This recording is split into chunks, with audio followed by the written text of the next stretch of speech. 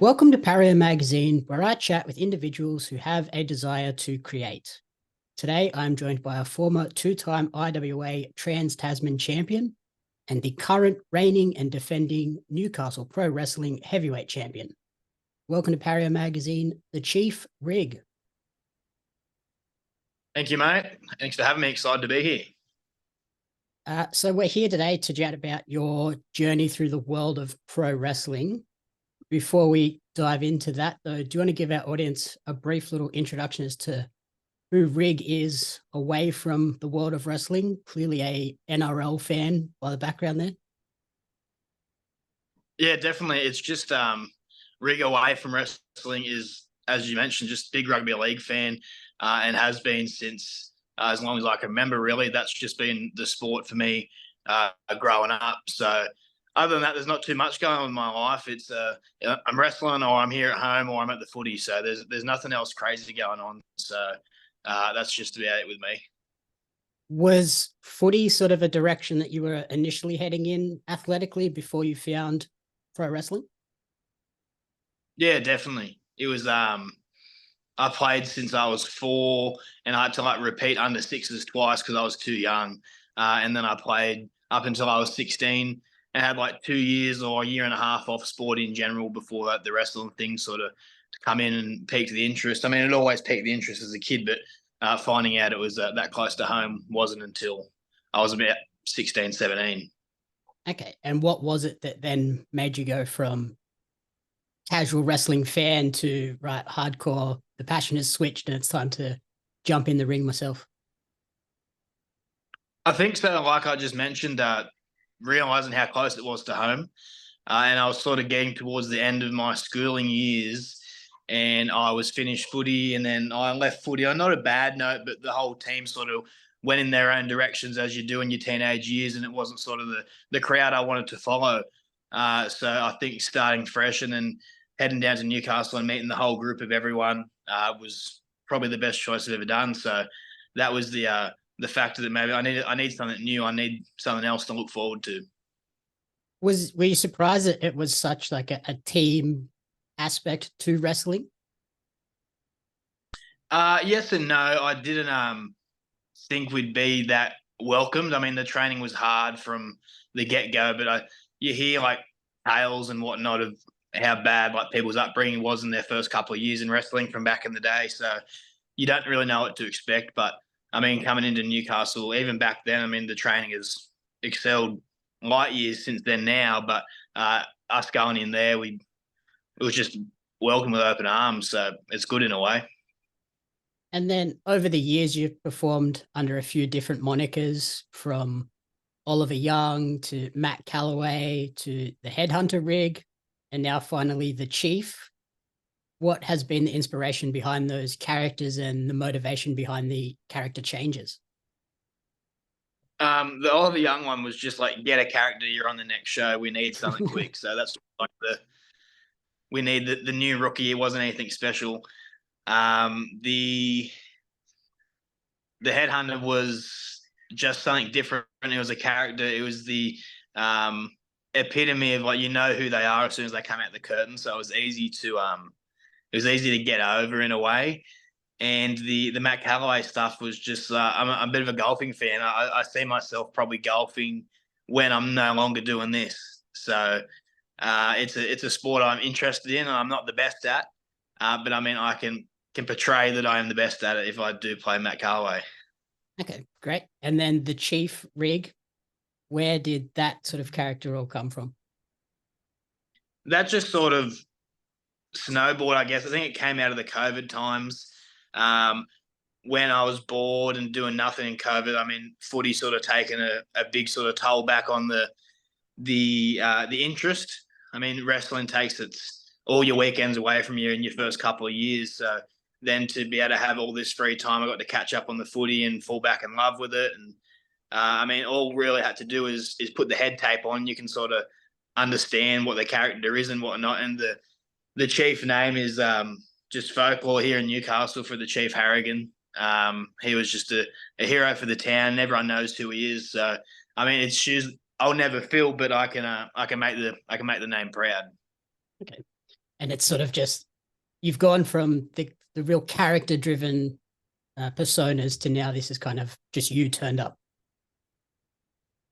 Yeah, 100%. And like a lot of people are a bit iffy about the "you turned up to 11" type thing. We sort of get told in the early days like it can be really cringy in a way, but it can really work. But I mean, I guess that's just it. Uh, I'm not as out there and performing and entertaining in real life. I'm just pretty chill like everyone else. But yeah, I guess that is the old turned up to 11 thing. And with all the different characters, do you have a personal favorite? Probably what I'm doing now. I mean, it's just, I mean, Callaway's a blast. Every time they ask me, hey, we need Matt Callaway for this show, it always gives me a little chuckle straight away. I mean, I know I'm going to have a good time with it. But what I'm doing now, I think I wouldn't say I've hit my sort of best stride. I mean, the best stride's always ahead of you, but um, I think what I'm doing now is probably the funnest. I'm most relaxed now. I have, like, I mean, I wouldn't say zero stress, but minimal stress with what I'm doing every show now. And I sort of, since I've been around a bit longer now, I have a little bit more pull and say what I want to do, and it helps in a way because it keeps you excited for it. Yeah, and I guess you're not like in your own head thinking, how do I portray this character? It's just okay, this is just me, so it's a lot easier to do. Yeah, that's it. I've noticed probably in the last year or so, there's a lot of times in the ring where I'm not super focused on this, and this. I'm just happy to feel it and do what I think works best. And so far, that's worked pretty well. Is that where the palm came from over the weekend at City Hall? Yeah, I mean that was just a feel thing. Typical like the boo in the air from the baby face and the heel in wrestling is it happens a lot. But I mean, yeah, I thought I could throw the hand in and see if I could just get the crowd to react just by one little movement from the hand. So I'm happy that one paid off. That was good footage to watch back on. Yep. And you mentioned the chief, Paul Harragon. Have you had a chance to sort of have a conversation with him about using the name? No, I haven't. I probably met him years ago when I was quite younger, going to the Knights games, but I haven't ran into him since I've used the name. I'm sure it might happen in future, but I mean, if it happens, it happens. I'm sure he's not going to go off his nut and bloody and yell at me for it. I'm sure he's one of the nicest guys from reports anyway. So no, I do look forward to meeting him again if I can. And with Newcastle Pro Wrestling sort of growing year on year, show on show, would it perhaps be a dream one day to have him sort of be in your corner for a match?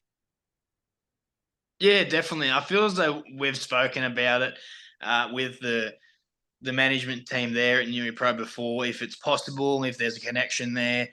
And there's been like whispers here and there that could be, like, it could happen, blah, blah, blah, but like nothing's come to light. But yeah, it's definitely something that, I mean, everyone, if you're from Newcastle, you know who it is as soon as you see them. So for him to turn up at a show one day would probably be, yeah, one of the biggest moments. And then these days you are the Newcastle heavyweight champion. As a local, how special is it to be the face of the company?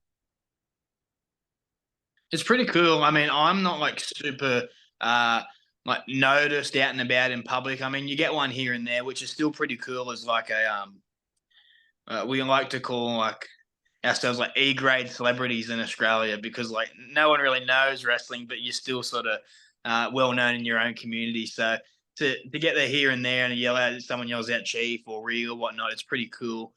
But yeah, just to be on the posters, and I have like friends and family send me posters when they're all around town. They can see me on it, so it's pretty cool in a way.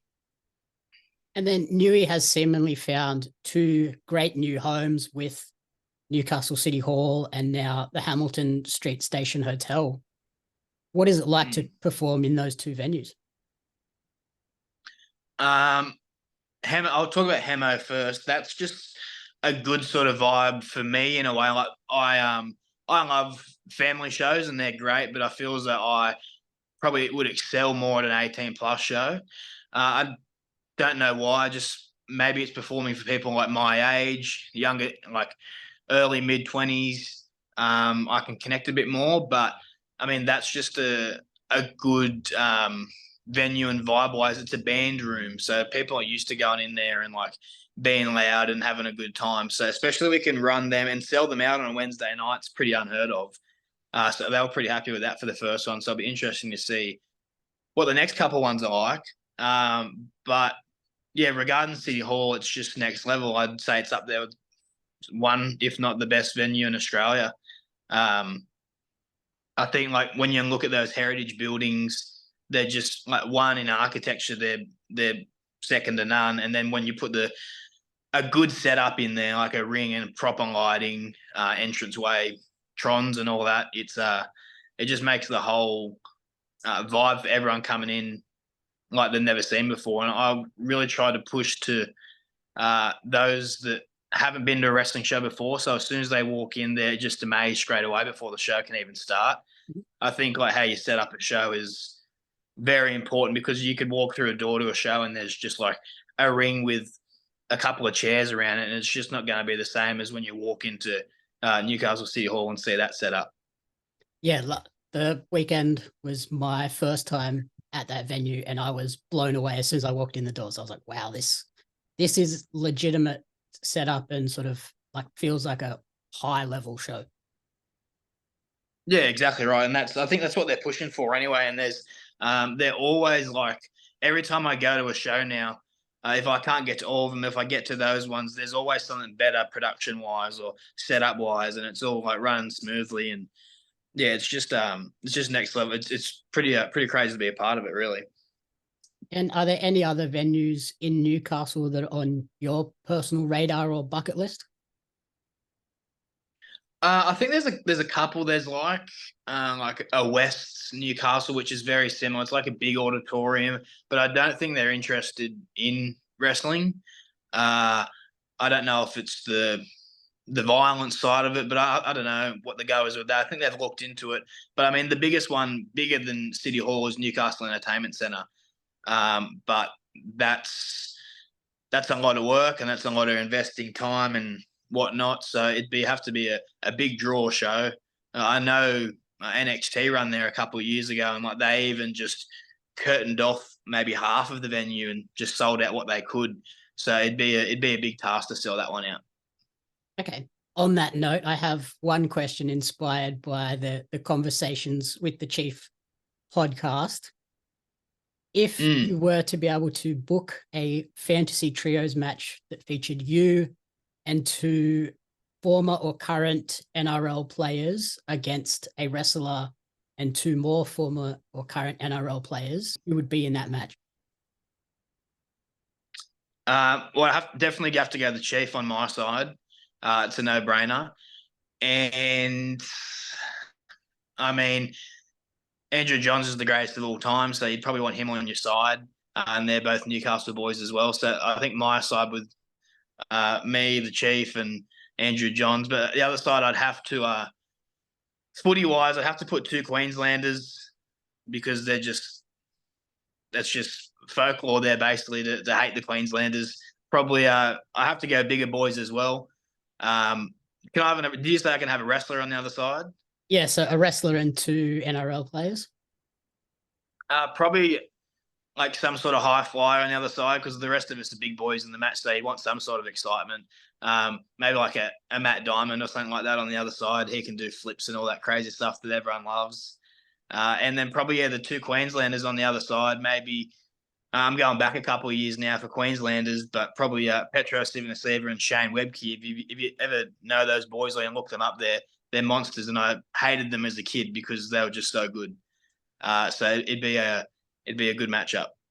Yep. Yeah, that's a great sort of trios match, and I could see that potentially headlining a Newcastle Entertainment Centre show. Yeah, that'd get the people through the door. Those boys are a bit old now, but I'm sure Diamond and I could help them through. Yep. And then lastly, you have a second home in IWA. What makes IWA unique and special as well? Probably, I mean, I've just spoken really about like the completely different vibe that Newcastle is, but IWA is its own sort of company in its own right by, I think, just who they use. They use a lot of I mean, in wrestling, they like to use the term like forbidden door type thing. I mean, it's an old term, I guess, now, but like they use it, handpick people from basically nearly every promotion. So that's good in the way you meet new people. They're probably the matches at IWA where I've met people for the first time and wrestled them that same night. But IWA is pretty unmatched because just of the tours. I always speak very highly of the tours. I have some of my best matches and best memories from wrestling just by going on tour to those towns that get wrestling once a year. So they're up there, probably my favorite memories. And yeah, to get the message, hey, can you come on tour on this date? It's always basically a no-brainer for me. So yeah, I've got to be there for them. How important have those sort of regional tours been for your development as a performer as well? Well, that's where you get your reps in of like, is this working? Does this suck? I've been trying this new move that training the last couple of weeks. Should I give it a run on a show, see how the reaction goes? A tour show is probably like a great time if I ever wanted to try the hand race thing like I'd done on the weekend, and see how that goes over. It's just a good stomping grounds for the new people. And every tour, we usually try and take one or two new people and give them a good sort of introduction to what these crowds can be like if you work them the right way. And do you think it's sort of really helpful too, because you're getting in front of an audience that perhaps they haven't seen you from the beginning. They don't have that automatic connection with you from watching you year after year. It's okay, this is the first time I'm seeing this person. So how do I get my character across? Yeah, that's it. And you sort of have to go back to square one in that aspect because, yeah, as you said, they haven't seen you before. As soon as you come out the curtain, they need to know who you are, what your character is, and are they going to boo you or cheer you? So when we take those new guys on tour and we say, right, this is what you got to get over. You need to get this over in the first minute. Or sometimes, for example, like the last Wild West tour to Parks and Dubbo, the IWA director, like Robert Oxley, was on his honeymoon, so he had to give the reins to myself and Will Keatis. And we spoke backstage and we said, right, once or twice a night, let's just give one of these new guys a mic right before they go out and tell them last minute they have a promo and just have fun with it. Don't stress and just feel it and see how you go. And they're the sort of reps you want to get in because you might not get that. You might not get the trust on those live stream shows in like the city. So those ones are super important for that type of stuff. Have you relished sort of having that sort of mentor role over the last couple of years? Yeah, I don't mind it. I have no issue. I don't. If I think I even spoke to you on Friday, and like I said, the old saying, if you're not on last, you want to be on first. So if I get the chance to go on first, I'm happy to sit at the monitor with a couple of the other boys that have been around for a while, like a Jackson Kelly or like a Will Keatis, and we can sit there and we can just sort of help these guys because they do come back and they are asking for advice. And I mean, I'm not one of the guys that have been around for 20 plus years, but I've been around chasing 8 or 9 now. So I've seen a thing or two. So for them to come back and ask me stuff, I'm happy to help if they take interest in what I know. And then finally, looking to the future, what are your aspirations with wrestling? That's a tough one. I mean, it changes all the time. There's one thing I chat to a lot of my mates about, and it's just how crazy it is, how the passion comes and goes, and how you're really like full on for so many weeks and months in a row, and you're pumped for it. And then you might have a string of 6 to 8 weeks off, and you get things done in your normal life, you could say. And then you go, oh, I could get used to just doing this, and it seems like maybe it's a chore to go back. But then you go back, and then you get the passion again. So it's hard. I'll just see where things take me. I'm happy doing what I'm doing. As I said to you before, I'm pretty comfortable in my skin right now. I'm pretty stress free, and I'm doing things that I want to do. So yeah, how it's all going right now, I'm pretty chuffed with it, really. Yeah, I think maybe some people don't realize how much of a time commitment wrestling is between like in-ring training, gym training and then shows over the weekends taking up a lot of your time? Yeah, that's it. I wouldn't say like I lost my my friend group from school, but like I definitely was disconnected from them for a long time in my early years in wrestling. And I've just recently sort of like had the weekends now to get back into it and catch up with them more and be a part of their lives a bit more. So that's been pretty I guess you could say rewarding in a way to almost say like get those friends back that you thought you might have lost. So in a real life aspect, that's been great because yeah, those early years like you have to commit every weekend, like early mornings, late nights, just to be there and show face and put in the effort. Um, so yeah, like you'll lose weekends, and but that I mean that's the commitment if you want to do what we do. Yeah, it shows the true passion if you're willing to get there early, do ring crew and do all that stuff, and then not be on the show for a few months. That's it. Yeah. So then finally, where is the best place for people to support you and track your creative journey moving forward? I'm probably the best to follow me is just on Instagram. I'm not too good with the other socials. I think my Instagram is at the chief rig. I'm pretty active on there. You could say the Facebook and the X is it now? I nearly got that wrong then. Yeah, it's That's I don't even really have those apps on my phone, so I if I need to go on them, it'll just be going on the browser. But yeah, I'm pretty active on the Instagram. I like Instagram. There's no crap on there. You just post photos and that's it. So it makes it easy for me to keep up with everyone. So yeah, if you want to follow the Instagram, you can do that. Or if you want to buy merchandise, you can just catch up with me at the show, and that's where I have all my merch. I don't have it online anymore. So yeah, perfect. All right, yep, and then get to Newcastle Pro Wrestling and IWA shows. yeah, that's it. That's where you'll see me. I'm sure once again, if you jump onto the Instagram, I'll put up where I'm going to be. So I'm sure if anyone's keen to catch up, you'll see me at those shows. Perfect. Alrighty. Thank you so much for taking the time to chat with me, and good luck with everything. And hopefully we get that dream trios match at the Newcastle Entertainment Centre. Yeah, let's hope so. If it ever goes ahead one day, I'll give you some royalties. So thanks for that. Perfect.